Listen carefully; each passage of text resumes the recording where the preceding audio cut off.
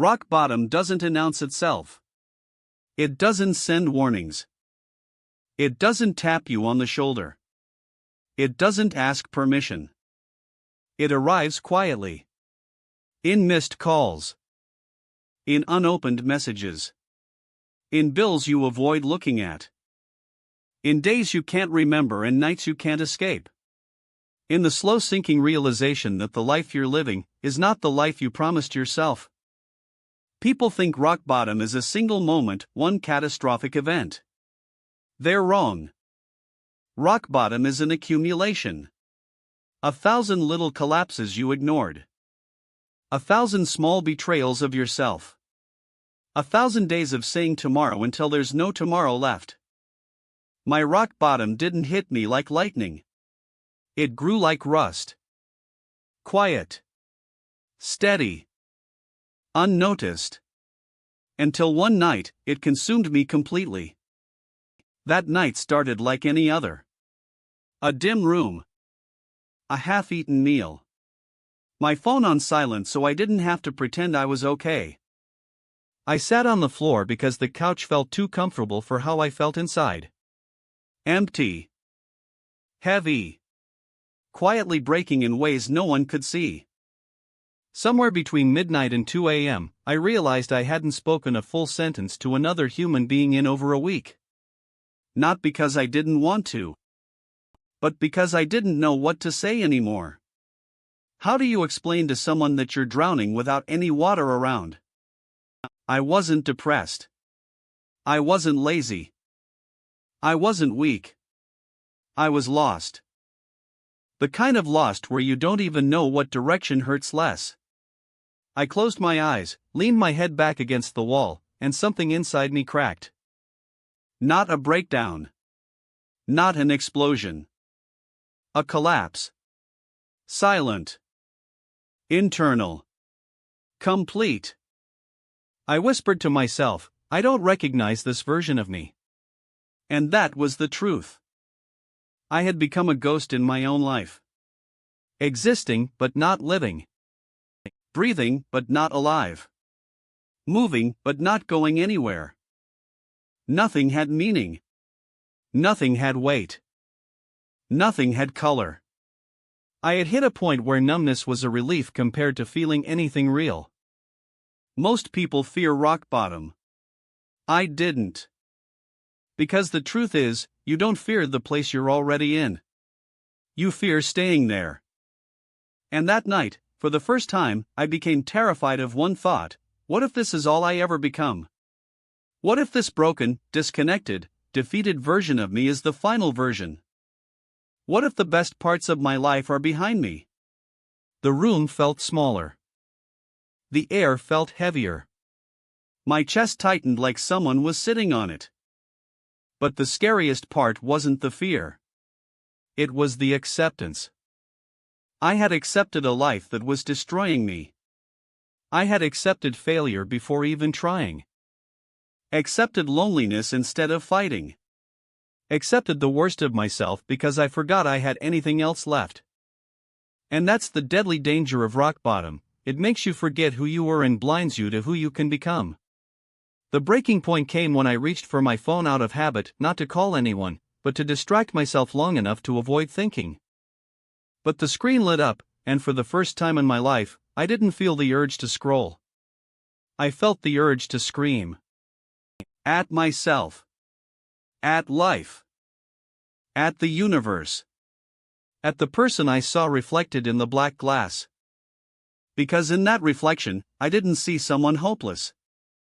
I saw someone who wasn't supposed to be here. Not in that room. Not on that floor. Not at that level of life. I saw someone who had potential buried under exhaustion.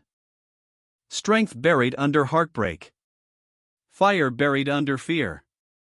A future buried under the weight of a past that wouldn't let go. And in a moment of brutal, painful clarity, I realized something: I wasn't broken. I was buried. There's a difference. Broken means you're finished. Buried means you're planted. And that night, for the first time in months, a spark of something I thought I had lost forever hit me in the chest: anger. Not the destructive kind. The awakening kind. The kind that ignites. The kind that rises. The kind that screams, "This is not who I am." That spark, small, fragile, almost invisible, was the beginning of everything. Because rock bottom isn't the end.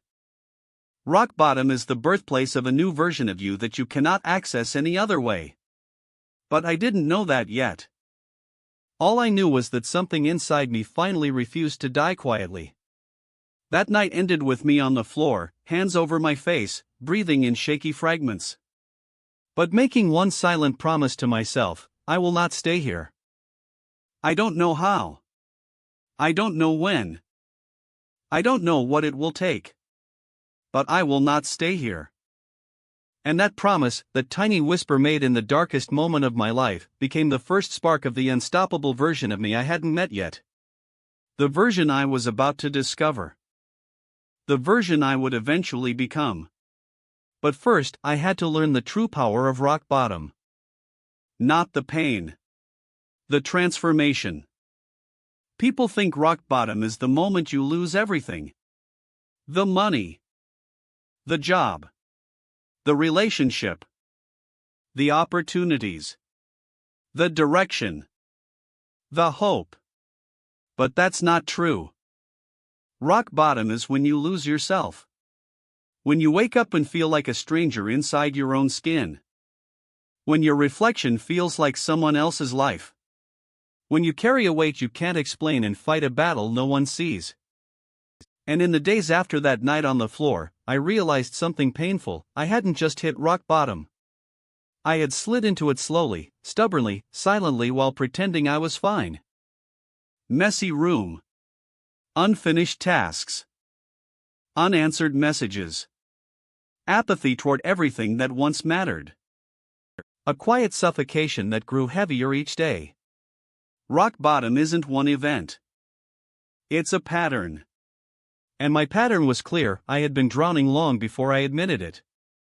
The next morning felt heavy. Not physically. Existentially. I opened my eyes and felt a deep ache in my chest, the kind of ache that doesn't come from sadness but from the realization that you've been lying to yourself for too long. I wasn't okay. And pretending was killing me faster than the pain itself. I dragged myself to the bathroom, turned on the dim light, and stared into the mirror. Not at my face. Not at my eyes. At the truth. At the exhaustion. At the disappointment. At the years of self-neglect staring back at me. At the dreams I abandoned. At the man I could have been, but wasn't. I whispered, "How did I end up here?" The answer hit me like a cold punch: I stopped fighting. Not in some dramatic, cinematic moment. Not because I lost everything at once. But because I made small decisions, tiny choices, that slowly erased me. Every time I said, "I'll do it tomorrow," I lost a piece of momentum. Every time I avoided responsibility, I lost a piece of pride. Every time I hid my emotions, I lost a piece of connection. Every time I chose comfort over courage, I lost a piece of myself. Rock bottom wasn't a fall. It was a fade. A quiet disappearing act. Until there was almost nothing left. That day, I tried to function normally.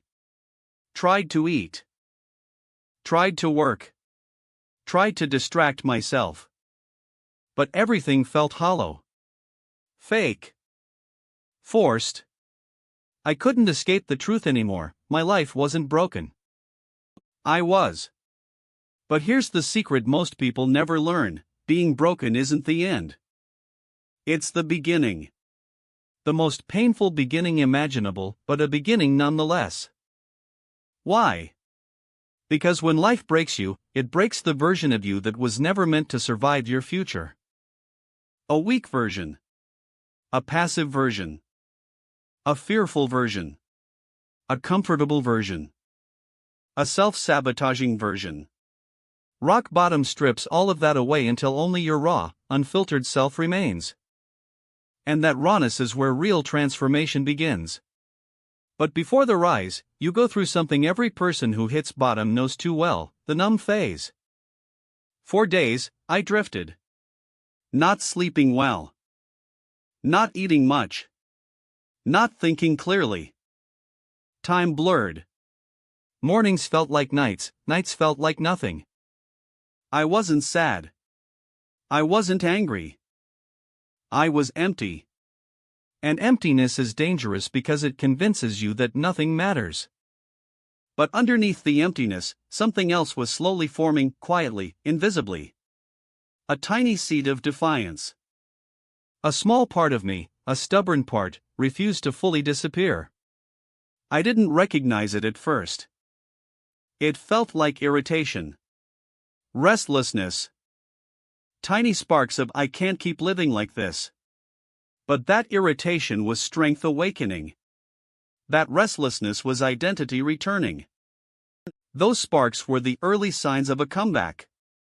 Rock bottom doesn't destroy who you are. It destroys who you are not so you can rebuild your true self. But before the rebuild, there is a moment every rising person faces, the breaking point. It came for me late one evening. I was sitting on my bed, staring at the wall, feeling the heaviness of wasted years sitting on my chest. My mind whispered, maybe this is just who you are now. And something in me snapped. Not loudly. Not violently. It snapped like a rope that had been pulled too tight for too long. A sudden, absolute rejection of settling. I stood up pacing, breathing hard, and for the first time in months, I felt something intensely: anger. Real anger. Rising like fire through my veins. Not at people. Not at circumstances. At myself. Not self-hate, self-recognition. I finally saw who I had become. A man who abandoned himself. A man who refused to confront his pain. A man who let life beat him without fighting back. And once I saw it, I couldn't unsee it. Tears came, not of sadness, but of release. Because the moment a man admits the truth about himself, he becomes unstoppable. Why? Because truth destroys denial. And denial is the cage that keeps men weak. That night, one realization carved itself into my bones: rock bottom is not the end of your story. Rock bottom is the end of your excuses. And once excuses die, your rebirth begins. I didn't rise the next day. I didn't transform instantly. I didn't wake up motivated. Instead, I woke up with something far more powerful: resolve. A quiet decision: this is the last version of me that ever lives like this. I didn't know how I'd climb out. I didn't know where to start. I didn't know how long it would take. But rock bottom had given me something I didn't have in the years before: nothing left to lose. And a man with nothing left to lose is a man with infinite potential. The climb was beginning, slowly, painfully, imperfectly, but undeniably.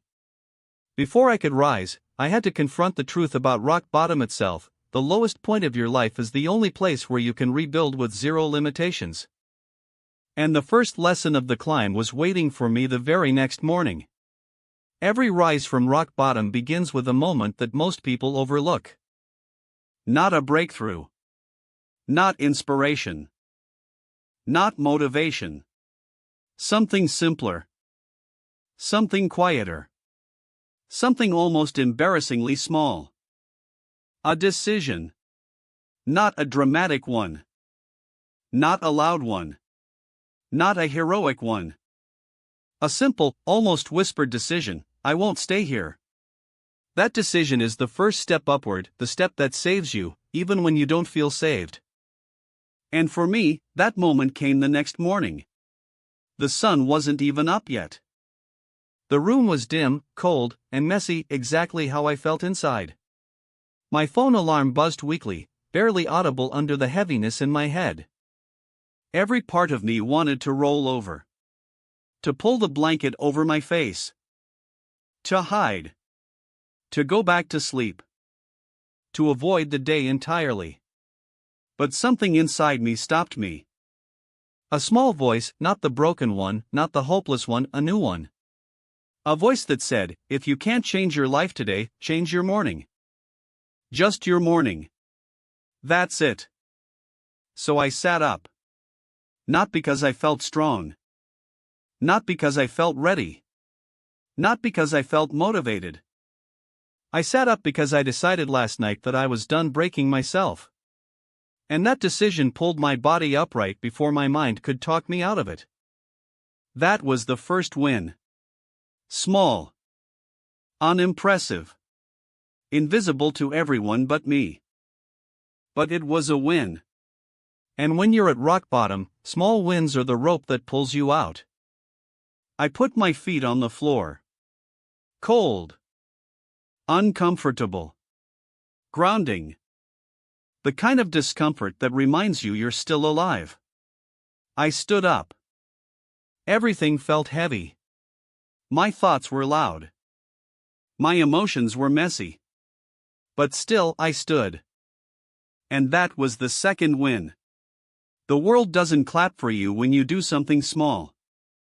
But the world doesn't need to. Your soul claps quietly every time you rise when you could have stayed down.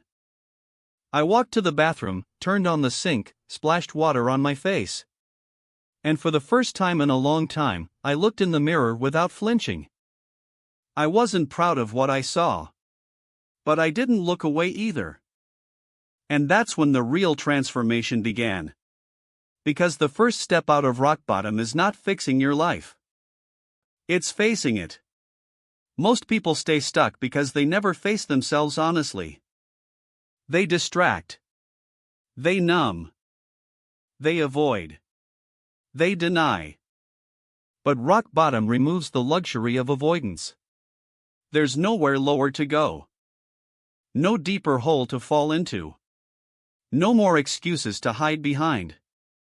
The only direction left is up.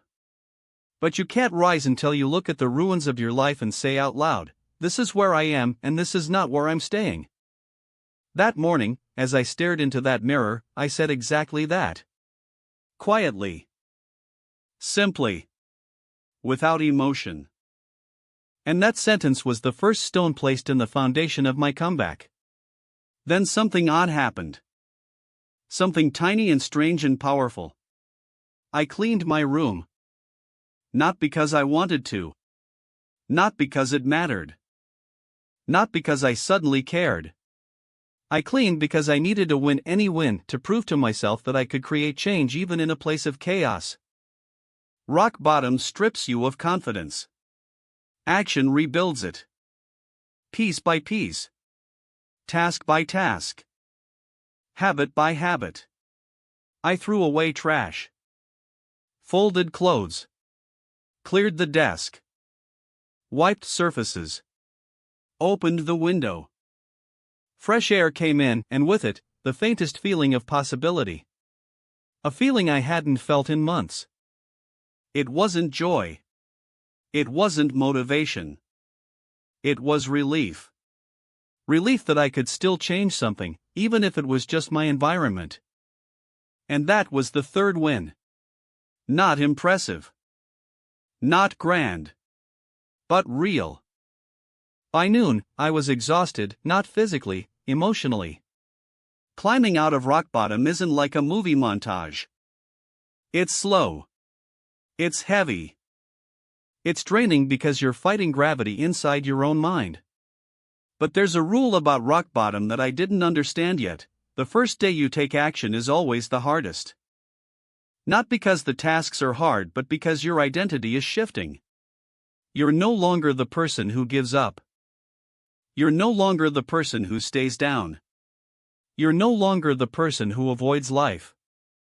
You become the person who tries again. And trying again is the bravest thing a broken person can do. That evening, I sat on my freshly made bed and took a deep breath. The room felt lighter. My chest felt less tight.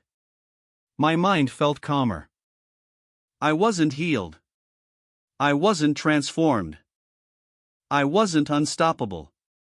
But I wasn't broken in the same way. Because broken isn't the end. Broken is the beginning of understanding just how strong you're capable of becoming. And that night, as the sun set and the room dimmed, I realized something powerful. Rock bottom is not a place you escape. Rock bottom is a place you rebuild from. It's the foundation. The starting point. The ground level where you finally gain the clarity to rise with purpose instead of pretending with pride. And I made a promise to myself, a promise far more real than the one I whispered days earlier. Tomorrow, I rise again. Not dramatically. Not perfectly. But deliberately. And consistency, even at 1% a day, is what turns broken men into unstoppable ones. The next morning, I discovered the second step of the climb, a shift in mindset that would turn effort into evolution and pain into progress. And it started with something simple, owning my story instead of hiding from it. The day after cleaning my room felt different. Not better. Not brighter. Not easier. Just different enough that I could sense a shift happening, a shift so small it would have been invisible if I wasn't paying attention.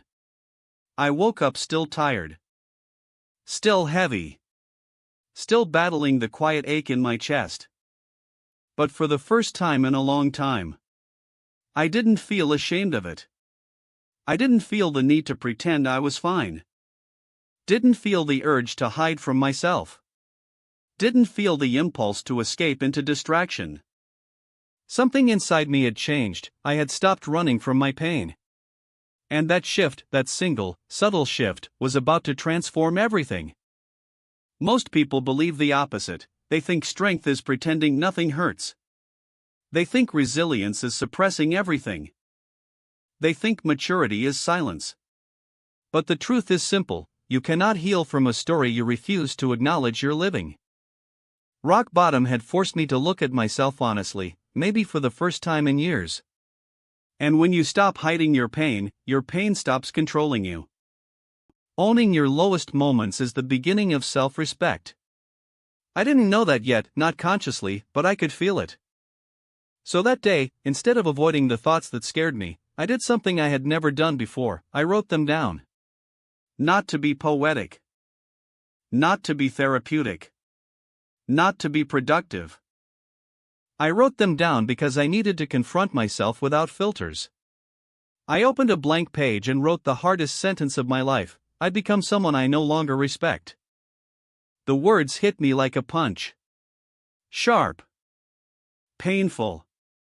Undeniable. My throat tightened. My eyes stung. My breath faltered. But I kept writing. I've let myself slip. I've abandoned my own potential. I've stopped trying to be better. I've lost the fire I once had. I've accepted a life far beneath who I could be. Every sentence felt like ripping something out of me: old wounds, hidden truths, buried fears. But with every line, something unexpected happened. The weight on my chest began to lift. Ownership became oxygen. Because the moment you speak your truth loses the power to choke you. After finishing, I sat back and stared at the page. It was ugly. Embarrassing. Raw. Unfiltered. But it was mine. And seeing the truth in front of me didn't break me. It freed me. Because the truth wasn't proof of my weakness. It was proof I was finally ready to rise. Most people never climb out of rock bottom because they're too busy pretending they're not in it. I had stopped pretending. Which meant I could finally begin rebuilding. Later that afternoon, as I took a walk through the quiet neighborhood, a thought drifted into my mind: maybe rock bottom isn't the end of everything. Maybe rock bottom is the end of who I wasn't supposed to be. That idea did something to me. It softened me. Opened me. Made me see my pain differently. Pain wasn't punishment. Pain was feedback. Direction. Instruction. Pain wasn't saying you're finished. Pain was saying, this version of you can't go where you're trying to go. And that realization felt like a key turning inside a lock. What if everything falling apart wasn't happening to destroy me, but to reshape me? That evening, as the sun dipped low and the sky turned deep orange, I felt a flicker of something I hadn't felt in months: courage. Not the loud kind. Not the dramatic kind. The quiet kind that shows up after you've survived something you thought would break you. The kind that whispers, if you can survive this, you can survive what comes next. If you can face your truth, you can face your future. If you can own your story, you can rewrite it. And that night, I rewrote one sentence of it. Just one. A small line at the bottom of the page: I will become someone I respect again. Not someone perfect. Not someone admired. Not someone celebrated. Someone I respect. Someone I'm proud to wake up as. Someone who chooses himself again. Someone who doesn't abandon himself when life gets heavy. Because respecting yourself is the soil from which every comeback grows. The next morning, something strange happened. I expected to wake up heavy again. Expected the ache. Expected the fog. But instead, I felt something new: responsibility. A calm, grounded sense of ownership over my life, my choices, my future. Not pressure, ownership. The realization that my life wasn't over. My future wasn't ruined. My story wasn't finished. I had simply reached the point where I had to decide to rise. And once a person reaches that point, when they stop begging life to be easier and start deciding to be stronger, everything changes. You don't heal instantly. You don't transform overnight. You don't turn unstoppable in a day. But you shift. And that shift is irreversible. You go from victim to author. From broken to rebuilding. From lost to awakening. And that shift leads to the second major step in the climb: taking control of even the smallest corner of your life until momentum returns. It happened for me the next day, the day I learned the truth about momentum: you don't wait for it. You create it. One small act of self-respect at a time. And that's exactly what came next. The morning after owning my story brought a strange kind of clarity, the kind that doesn't shout, doesn't inspire, doesn't rush. It just stands there, quiet and firm, like a doorway you finally notice after years of walking past it. I woke up with one thought: if I can't rebuild my entire life today, I can rebuild one piece of it. Just one. People get stuck because they stare at the whole mountain. Successful comebacks happen because someone had the courage to take the first step without waiting to be ready. So that morning, I didn't make a plan. I didn't write goals. I didn't create routines or schedules. I chose something much simpler: one task I could complete with full integrity. One task that would remind me that I still had control over something even if I didn't feel in control of everything. The task I chose? A 10-minute walk. Nothing profound. Nothing impressive. Nothing worth posting online. Just a walk. The act of stepping outside when your mind wants to hide is its own kind of victory.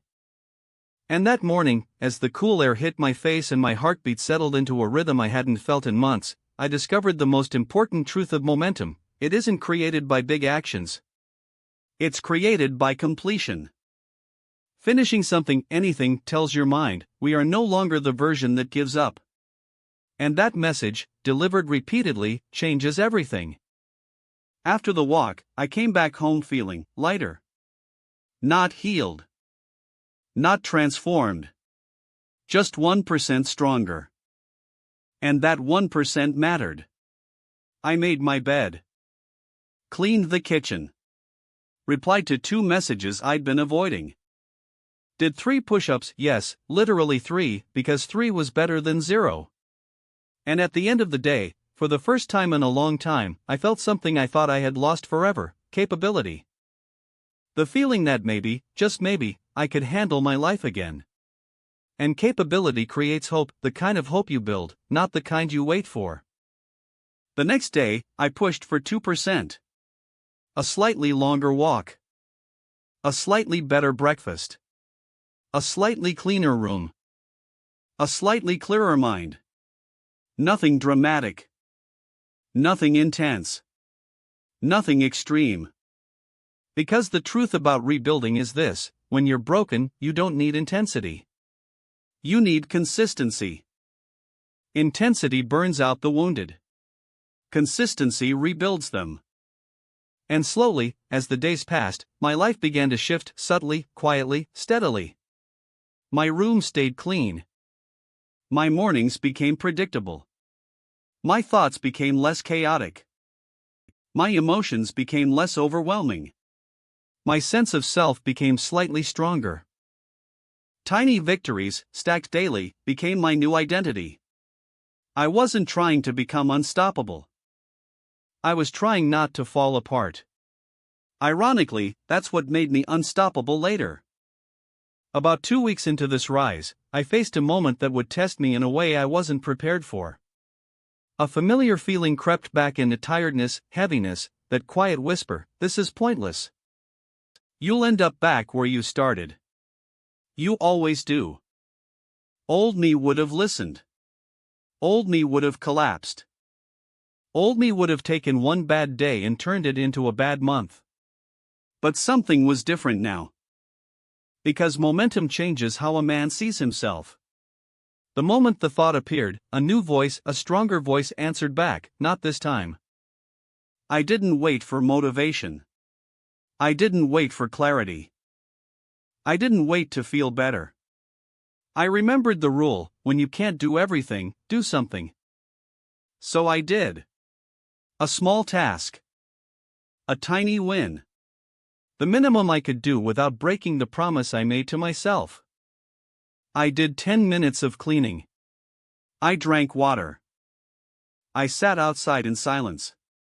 And as soon as I completed those tiny actions, the heaviness began to lift. That day taught me something profound: momentum isn't about speed. Momentum is about refusal. Refusal to go backward. Refusal to give up the progress you fought for. Refusal to betray the new identity you're building. A broken man becomes unstoppable the moment he decides, "Even on my worst days I will not abandon myself again." But it wasn't until the 3rd week that I made the discovery that truly changed everything. It wasn't about habits. It wasn't about productivity. It wasn't about pushing myself harder. It was about meaning.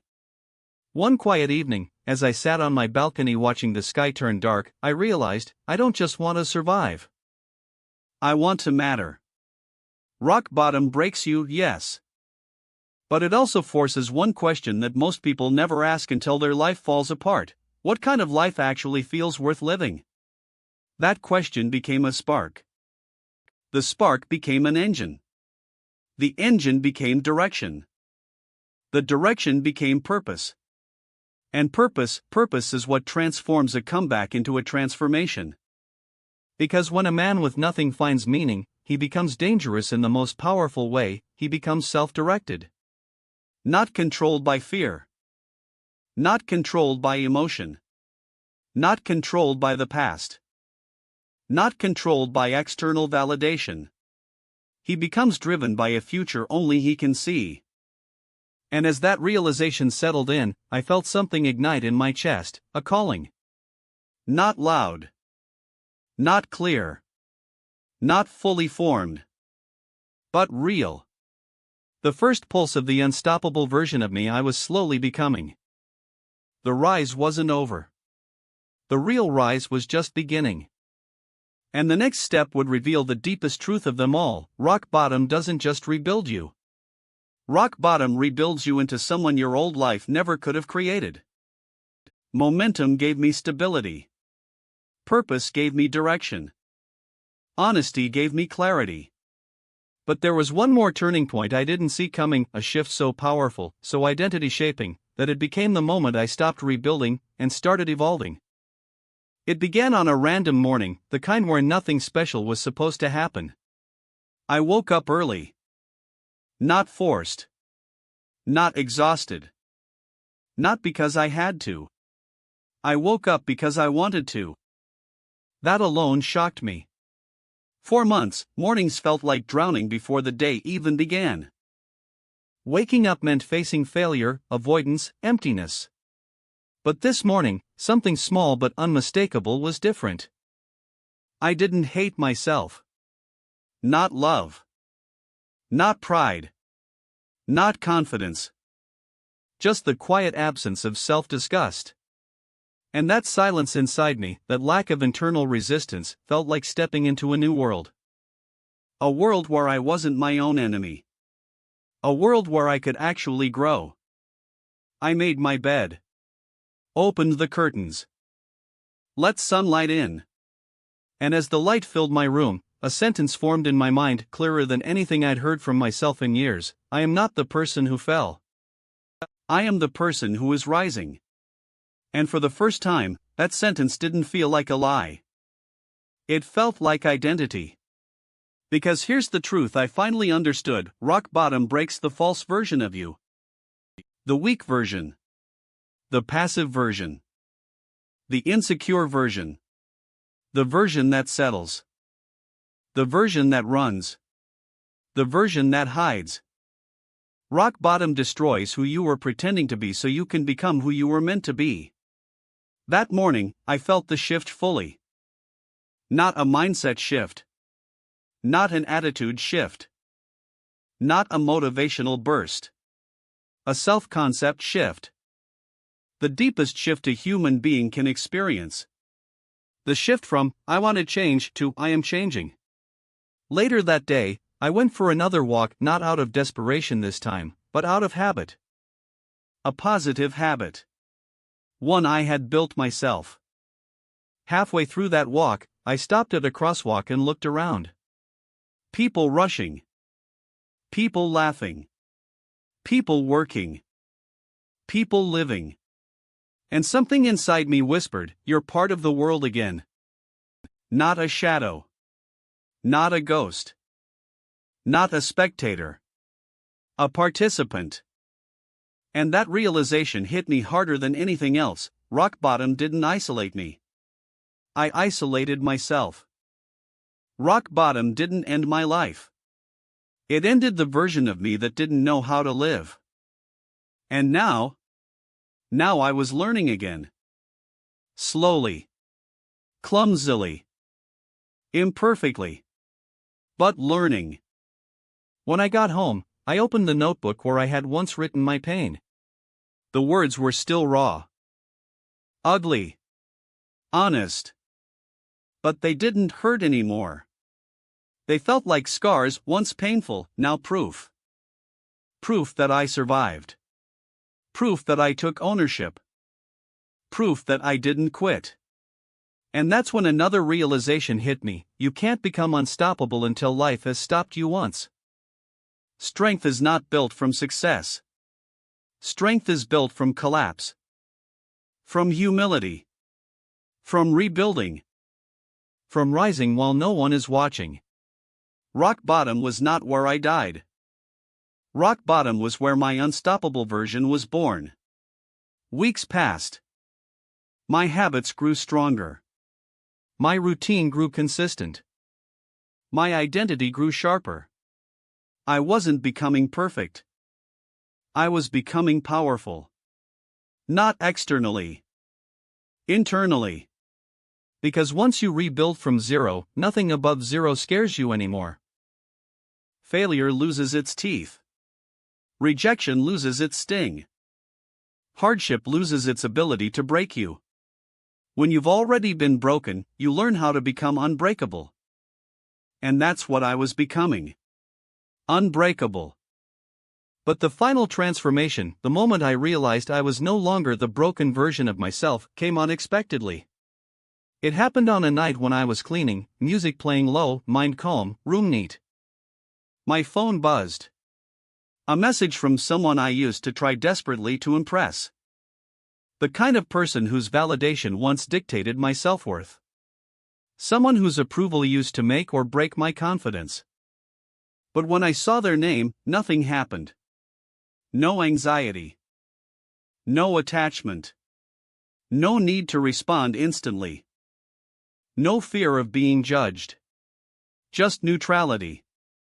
Peace. Clarity. I didn't need anything from them. I didn't need anything from anyone. The version of me who needed external validation was gone. Rock bottom had killed him. And in his place stood someone new. Someone self-built. Self-respecting. Self-led. Someone unstoppable. I sat down on my bed, deep breath steady, heart calm, and whispered, I made it. Not, I made it out. I made it through. Through the pain. Through the numbness. Through the self-doubt. Through the collapse. Through the rebuilding. Through everything. And now I wasn't recovering. I was rising. Rising into a life I once thought I didn't deserve. Rising into a version of myself I didn't know I could become. Rising into strength that came from surviving things that should have destroyed me.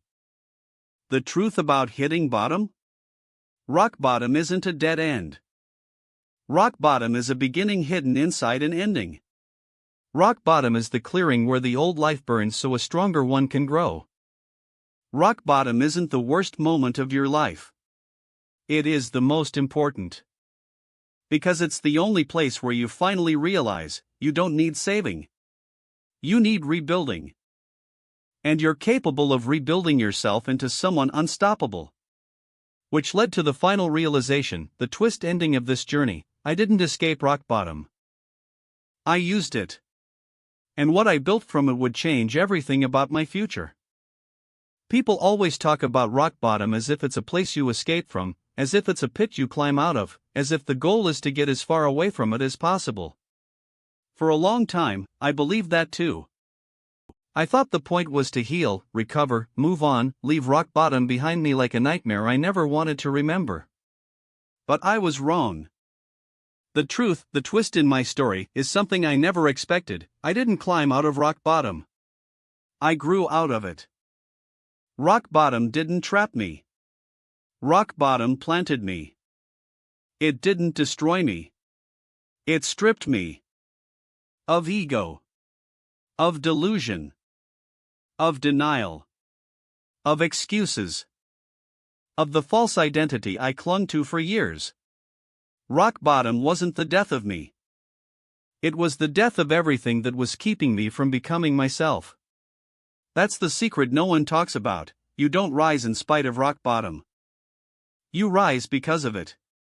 The real twist came one evening when I was journaling again, same notebook, different mindset.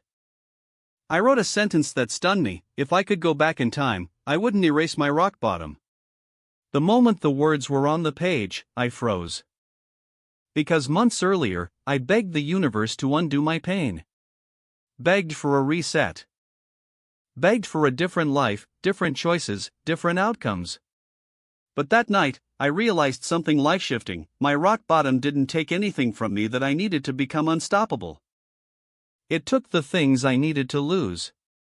The version of me who played small. The version of me who kept choosing comfort. The version of me who needed validation.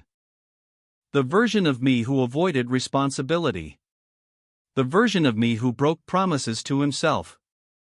The version of me who believed I wasn't enough. Rock bottom forced those versions to die so a new one could be built. A version I actually respected. A version I actually trusted. A version I actually believed in. A version I'm proud to wake up as. In that moment of realization, I felt something rise in my chest, not pride, not arrogance, not confidence. Gratitude. Not gratitude for the pain itself. Gratitude for the transformation it forced. Because without the collapse, I never would have rebuilt myself. Without the emptiness, I never would have created meaning. Without the silence, I never would have heard my own voice. Without the loneliness, I never would have learned self-respect. Without the loss, I never would have found direction. And without rock bottom, I never would have become unstoppable. Rock bottom wasn't the worst thing that ever happened to me. It was the most important. One night, while reflecting on everything, I asked myself a powerful question: why did I break? The answers came slowly, but they came honestly, because I kept ignoring myself. Because I kept living for other people. Because I kept lowering my standards.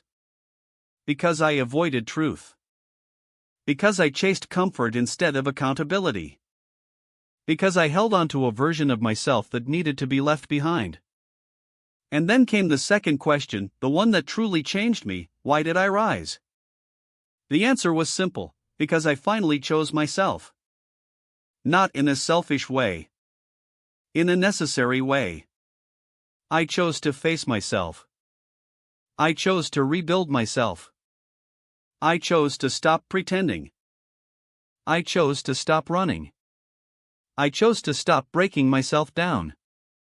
I chose me. And that choice is what made everything that followed possible. Because no one saves you from rock bottom. You save yourself. And in saving yourself, you meet a version of you never knew existed.